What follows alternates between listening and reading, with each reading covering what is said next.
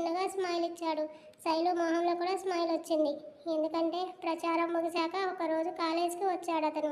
శైలుతో మాట్లాడాడు. సాయి వచ్చి ఓట్ వేసేలా చేయమని. తను వస్తాడని నమ్మకం నాకు లేదు మామయ్య గారు అంది. వచ్చేలా చూడు శైలు, లేదంటే కన్న కొడుకే వచ్చి ఓటు వేయలేదు. ఇంకా ప్రజలు ఎలా వస్తారని నన్ను చూసి నలుగురు నవ్వుతారు. వాడి కోపం తగ్గలేదు. కానీ ఇప్పుడు ఈ మాట నేను అనిపించుకుంటే రేపు పోదు కదా అని బాధగా చెప్తూ రిక్వెస్ట్ చేశాడు. నేను చూస్తాను మామయ్య గారు అంటుంటే వచ్చేలా ఖచ్చితంగా చేయాలి. నువ్వు ఆర్డర్ వేసినట్టే అని వెళ్ళాడు. సో ఆమె చెప్పకుండా వెళ్తే కోపంగా అయినా వచ్చేస్తాడు. సాయి అప్పుడు ఎలాగోలా తన చేత ఓటు వేయించవచ్చని అనుకుంది. బట్ కూల్గా రావడం, ఓటు కూడా వేయడంతో షాక్ అయింది. ఇంకే రాజేంద్ర ఆనందానికి అవధులు లేకుండా పోయింది. అప్పటి వరకు మీరు పోటీ చేస్తుంటే మీ కొడుకు రాలేదేంటి? రాజేంద్ర గారిని ప్రశ్నల వర్షం కురిపించిన రిపోర్టర్స్ని పిలిచాడు. వాళ్ళంతా చుట్టుముట్టారు. మైక్ తీసుకొని నన్ను, నా గౌరవాన్ని దెబ్బతీయాలని చాలామంది ప్రయత్నాలు చేశారు. అందులో భాగంగా నా కొడుకుతో నాకు విభేదాలు వచ్చినట్టు పుకార్లు, రూమర్స్ క్రియేట్ చేశారు. అలాంటి వాళ్లకు ఇదే నా సమాధానం అంటూ ఓటు వేసి పోలింగ్ బూత్ నుండి అప్పుడే బయటకు వస్తున్న సాయిని చూపించాడు. నా కొడుకు కోడల్ని, తన మరదల్ని కూడా తీసుకుని వచ్చాడు. ఆఫీస్ పని ఉందని, లేట్ అవుతుందని ముందే నాకు చెప్పాడు. కానీ అప్పటికే మీరంతా మీ ఇష్టానుసారం వార్తలు ప్రచారం చేసేస్తున్నారు. నా కోడలు ఎంతో మంచి అమ్మాయి. తనలాంటి పిల్ల నా ఇంటికి రావడం నాకెంతో సంతోషంగా ఉంది. కాబట్టి నా మీద కాన్సన్ట్రేషన్ ఆపి ఇక్కడ ఎలాంటి రభస జనాలకు ఇబ్బంది కలగకుండా చూసుకోండి అని గొప్పగా చెప్పాడు. శైలు కూడా రావడంతో వెళ్దామా అని అడిగాడు కూల్గా. సార్ సాయి గారు అంటూ వచ్చేసింది మీడియా అంతా. వాళ్ళని చూసి ఏంటి అని అడిగాడు మృదువుగా. మీ నాన్నగారు మొదటిసారిగా ఎన్నికల్లో పోటీ చేస్తున్నారు. గెలుస్తారని అనుకుంటున్నారా అడిగింది ఒక రిపోర్టర్. ఖచ్చితంగా చెప్పి శైలుని చూసి కార్ దగ్గరకు వచ్చేశాడు. సాయి ఆన్సర్ విని మీసం మెలేశాడు రాజేంద్ర గారు. అప్పుడే వచ్చాడు Thaman with parents, Supriya parents, Sai వాళ్ళ మదర్. వాళ్ళని చూసి శైలు ఆనందపడిపోయింది. శైలుని చూసిన వాళ్ళ అత్తగారు ఇద్దరు వచ్చి కోడల్ని హత్తుకొని చంప నిమురుతూ ఎలా ఉన్నావు శైలు ప్రేమగా అడిగారు. బాగున్నాను అంది అంతే ప్రేమగా. సాయి అంది పక్కనే ఉన్న కొడుకుని చూసి. వాళ్ళ అమ్మగారు ఆఫీస్కి టైం అవుతుంది ma'am, I have to go అన్నాడు. సాయికి ఆఫీస్ టైం అవుతుందని సరే అత్తయ్య వెళ్తాను అంది. ఉండొచ్చుగా తల్లి, ఇంటికి వెళ్దాం అన్నారు. శైలు వద్దని చెప్పేలోపే తను మీ అందరినీ బాగా మిస్ అయింది, వస్తుంది తీసుకెళ్ళండి అని కార్ తీశాడు. శైలు షాక్తో చూసింది. కారు స్టార్ట్ చేస్తూ ఈవినింగ్ వస్తానంటే రా, లేదంటే అక్కడే ఉండు అని చల్లని కూల్ పిడుగు ఆమె నెత్తిన వేసి ఆమె చూస్తుండగానే వెళ్ళిపోయాడు. సాయి అంత చల్లగా మాట్లాడేసరికి చాలా కూల్గా ఉన్నాడేమో అని ఒక 10 నిమిషాలు శైలు వచ్చేస్తాం, అందరం కలిసి వెళ్దాం ఇంటికి అని వెళ్ళారు ఓటు వేసి రావడానికి. ఇంటిల్లిపాదితో వచ్చి ఓటింగ్ చేసిన రాజేంద్ర గారు తమ కుటుంబం ఎంత ఐకమత్యంతో కలిసికట్టుగా ఉంటుందో ఇవాల్టితో రుజువు అయ్యింది అని మీడియాలో హెడ్లైన్స్ స్క్రోల్ అయ్యాయి. అప్పుడే అక్కడికి వచ్చాడు శ్రీకాంత్ తన పేరెంట్స్తో. పల్లవిని చూసి దగ్గరకు వచ్చి హాయ్ అని పలకరించాడు. హాయ్ శ్రీకాంత్ గారు అని నవ్వుతూ పలకరించింది. కొద్ది రోజుల్లోనే ఫ్రెండ్స్ అయ్యారు ఇద్దరు. శ్రీకాంత్ తనేనా నువ్వు చెప్పిన అమ్మాయి అని అడిగింది వాళ్ళ మదర్. అవును అని పల్లవిని చూపించాడు. శైలు గారు అని శైలుని పిలిచాడు. సాయినే చూస్తుండిపోయిన తను అంటూ వెనక్కి తిరిగి శైలుకి శ్రీకాంత్ తన పేరెంట్స్తో రావడం చూసి వెళ్ళి వాళ్ళని పలకరించింది. ఇంతలో వాళ్ళ అత్తయ్య గారు కూడా రావడంతో అందరూ అక్కడే పరిచయ కార్యక్రమాలు చేసుకోవడం, సాయి వాళ్ళ అమ్మ అందరినీ తమ ఇంటికి ఆహ్వానించడం చకచకా జరిగిపోయాయి. అంతా ఓటింగ్ వేసి ఇళ్లకు బయలుదేరారు. తన ఫ్యామిలీ సర్కిల్ అంతా రావడంతో రాజేంద్ర గారికి మరింత బలం, ఆనందం వచ్చేశాయి. అందరూ వచ్చారు ఇంటికి. కొడుకు వెళ్ళిపోయినప్పటి నుంచి నిర్జీవంగా కల తప్పిన ఇల్లు ఇప్పుడు కోడలి రాకతో మళ్ళీ కలకల్లాడినట్టుగా అనిపించింది వాళ్ళ అత్తగారికి. వాళ్ళని డ్రాప్ చేసి తమన్ ఆఫీస్కి వెళ్ళిపోయాడు. శ్రీకాంత్ పేరెంట్స్తో ఇదివరకే పరిచయం ఉండడంతో సాయి శ్రీకాంత్కి పల్లవికి పెట్టిన మ్యారేజ్ ప్రపోజల్ గురించి సాయి వాళ్ళ అమ్మకి తెలిసింది. సాయి చెప్పాడంటే చాలా ఆలోచించే ఉంటాడు. అబ్బాయికి అమ్మాయికి మంచి ఈడు జోడు, కట్నం ఎంత కావాలో మీరు ధైర్యంగా అడగవచ్చు. మా పిల్ల కోసం మేము ఏదైనా చేస్తామని వాళ్ళ భరోసా ధీమా ఇచ్చింది సాయి వాళ్ళ అమ్మ. అమ్మాయి మాకు కూడా నచ్చిందని పల్లవిని చూసి ముచ్చటగా చెప్పింది శ్రీకాంత్ మదర్. వాళ్ళ పేరెంట్స్తో సరదాగా కలిసిపోయింది పల్లవి. చెల్లెలు అంత ఈజీగా వాళ్ళతో ఒక్కదానిగా చేరిపోవడం చూసిన శైలు కళ్ళు చెమ్మగిల్లాయి. ఏమైంది శైలు? కిచెన్లో ఉన్న వాళ్ళ అత్తగారు అడిగింది కోడల్ని. ఆమెను హక్ చేసుకుని సాయి నిర్ణయం ఎలా ఉంటుంది అని ఇన్ని రోజులు ఆలోచించాను అత్తయ్య. Is correct. ఎవరిని ఎవరితో సరిచేయాలో తనకు బాగా తెలుసు. పల్లవికి మంచి అత్తగారు దొరికారు నాకులాగా. శ్రీకాంత్ గురించి సాయి చెప్పినప్పుడు అరిచాను నాకు ఇష్టం లేదు అని. కానీ ఇన్ని రోజులుగా శ్రీకాంత్ మీద పల్లవి ఎలాంటి కంప్లైంట్ ఇవ్వలేదు. ఇంకా తనని ఎంత కేర్ చేస్తున్నాడో చెప్పింది. చాలా హ్యాపీగా ఉంది అత్తయ్య. సాయి కారణంగా నా బరువు మొత్తం తీరిపోయింది అని కన్నీళ్లు పెట్టుకుంది. దీనికే ఇలా చిన్నపిల్లలా ఏడుస్తావా?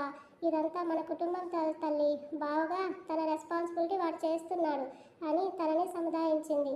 అంతే ప్రియమైన హబ్బీ గారు తెగ గుర్తొచ్చేస్తుంటే ఎన్నిసార్లు కాల్ చేసినా లిఫ్ట్ చేయలేదు. తను బాగా హర్ట్ అయ్యాడని అర్థమై చిన్న నిట్టూర్పు విడిచి వాళ్ళతో టైం స్పెండ్ చేసింది. లంచ్ ఈవినింగ్ స్నాక్స్ కూడా అయ్యాక అందరూ కదిలారు. శ్రీకాంత్ తన పేరెంట్స్ని డ్రాప్ చేసి శైలు పల్లవిని కూడా డ్రాప్ చేశాడు.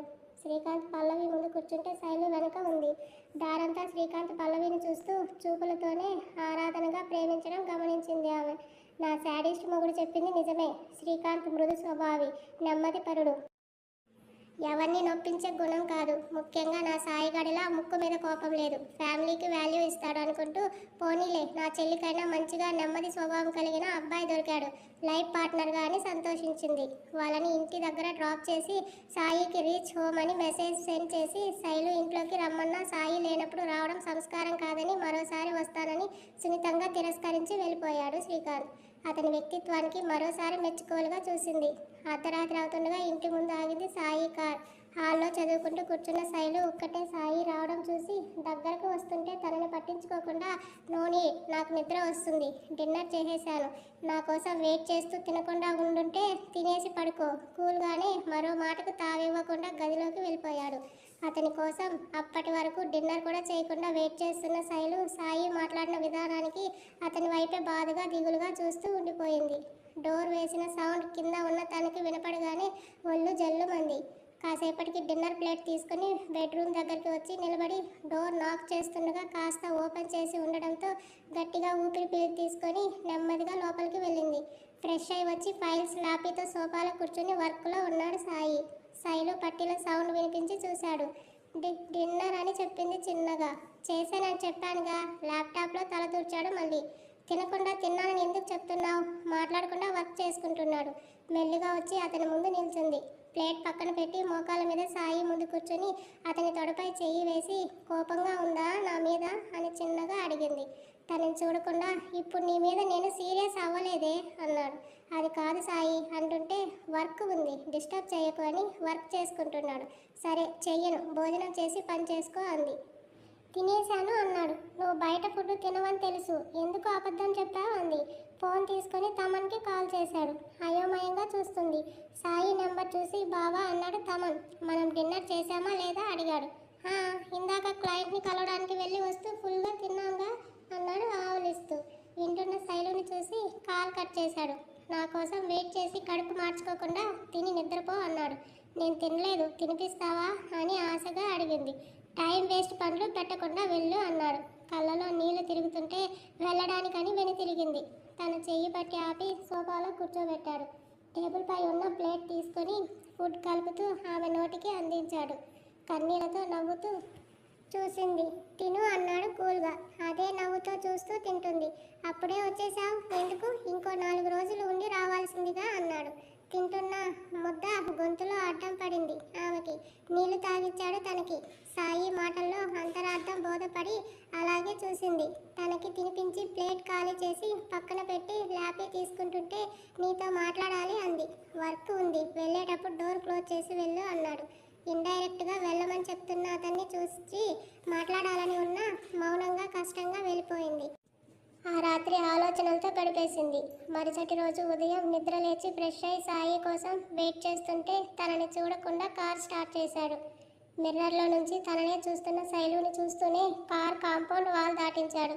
ఎగ్జామ్స్ దగ్గరకు వచ్చి సాయి న్యూ ప్రాజెక్ట్ చూసుకుంటూనే ఎగ్జామ్స్కి ప్రిపేర్ అవుతున్నాడు. సాయి తమన్ ఇద్దరు. ఇక్కడ శైలు సుప్రియ ఇంట్లోనే ఎగ్జామ్స్కి కుస్తీ పడుతున్నారు.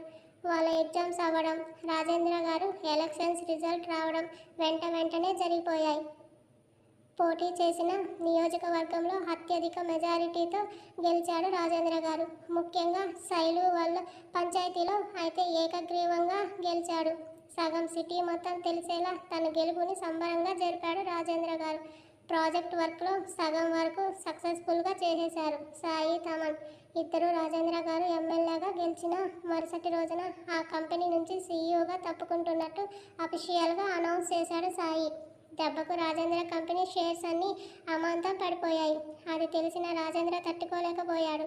రాజకీయంలో గెలిచిన ఆనందం నిమిషాల్లోనే ఆవిరయింది అతనికి. తను రాజకీయాల్లో ఉంటూ బిజినెస్ చూసుకోవడం కుదరక సాయిని ఎలా తన దారిలోకి తెచ్చుకోవాలో ఆలోచించిన అతనికి శైలునే మళ్ళీ పావుగా వాడుదామని గుర్తు వచ్చింది. సాయి వాళ్ళ చిన్ననాన్నకి వాళ్ళ నాన్న అంతా తెలివితేటలు లేవు, పెద్దగా చదువు కూడా లేనందున జస్ట్ వాళ్ళ నాన్నతో కలిసి తిరుగుతుంటాడు అంతే. తన ప్లాన్ అమలు చేశాడు. అదే కాలేజ్ యాన్యువల్ ఫంక్షన్. ఆ రోజు సండే. తమన్ శ్రీకాంత్ కూడా వచ్చారు ఇంటి దగ్గరికి. శైలు వాళ్ళ చెల్లి తమ్ముడు కూడా శైలుతో వెళ్ళడానికి అని తొందర పెడుతుంటే మీ బావగారు వచ్చాక వస్తాను, తనతో వస్తాను, మీరంతా వెళ్ళండి అని తమన్ శ్రీకాంత్ ముందు కూర్చుంటే పల్లవి తన తమ్ముడు సుప్రియ వెనక కూర్చున్నారు. అందరూ హ్యాపీగా స్టార్ట్ అయ్యారు. బాల్కనీలోంచి వచ్చి సాయికి కాల్ చేసింది. అర్జెంట్ మెయిల్ సెండ్ చేయడం కోసమని ఆఫీస్లోనే ఉన్నాడు. శైలు కాల్ చేస్తుంటే కట్ చేశాడు. మళ్ళీ ట్రై చేసింది, లిఫ్ట్ చేయలేదు. అప్పటికే వాళ్ళు సరిగా మాట్లాడుకుని కొన్ని నెలలే అయ్యింది. లిఫ్ట్ చేయకపోవడంతో ఇంకోసారి కాల్ చేసే టైంలోనే అన్నౌన్ నెంబర్ నుంచి ఫోన్ వచ్చింది శైలుకి. ఎవరా అని లిఫ్ట్ చేసింది. అమ్మ శైలు, నేను మామయ్యని అని అన్నాడు. మామయ్య గారు మీరా అంది ఆశ్చర్యంగా. నేనేనమ్మా అంటూ ఈరోజు పార్టీ కార్యకర్తలతో మన రెస్టారెంట్లో మీటింగ్ ఉంది. మంత్రులు ఎమ్మెల్యేలు చాలామంది వస్తున్నారు. నేను అర్జెంటు పని మీద బయట వచ్చాను. అక్కడ టైం అయిపోతుంది. వాళ్ళను వెల్కమ్ చేయాలంటే మన వాళ్ళు ఎవరో ఒకరు ఉండాలి కదమ్మా. సాయికి ఫోన్ చేస్తుంటే తీయడం లేదు. మొన్న ఆఫీస్కి వెళ్ళినా కూడా కలవడానికి వీలు లేదని పంపించేశాడు. సరే నా కొడుకే కదా అని నేను పట్టించుకోకుండా వచ్చేశాను అని అబద్ధం చెప్పాడు. ఇప్పుడు మన గౌరవానికి సంబంధించిన విషయం తల్లి, అందుకే అడుగుతున్నాను. నేను వచ్చే వరకు కొంచెం అక్కడ చూసుకో. అమ్మ స్టార్ట్ అయ్యాను, ఈ గంటలో అక్కడ ఉంటాను, తర్వాత నువ్వు వెళ్ళిపోవచ్చు అని కపట నాటకం ఆడాడు. సాయిని అడుగుతాను మామయ్య గారు, చెప్పకుండా వెళ్తే కోప్పడతాడు అంది. అసలు సాయితో తనకు కాంటాక్ట్ తెగిపోయి నెలలు అవుతుంది. ఇప్పుడు తెలిస్తే తన ప్లాన్ చెదిరిపోతుందని తెలిసి నేను వచ్చేటప్పుడు ఆఫీస్కి వెళ్ళి అబ్బాయికి చెప్తాను తల్లి, ప్లీజ్. అక్కడ ఆల్రెడీ అందరూ వచ్చేసారని వస్తున్నారని మేనేజర్ చెప్పాడు. నా మీద దయ ఉంచి వెళ్ళమ్మా అన్నాడు నమ్మబలుకుతూ. అంతలా అడుగుతూ బాధపడుతుంటే సరే మామయ్య గారు వెళ్తాను అంది. చాలు తల్లి, నాకు ఆ మాట చాలు అని ఫోన్ పెట్టేశాడు.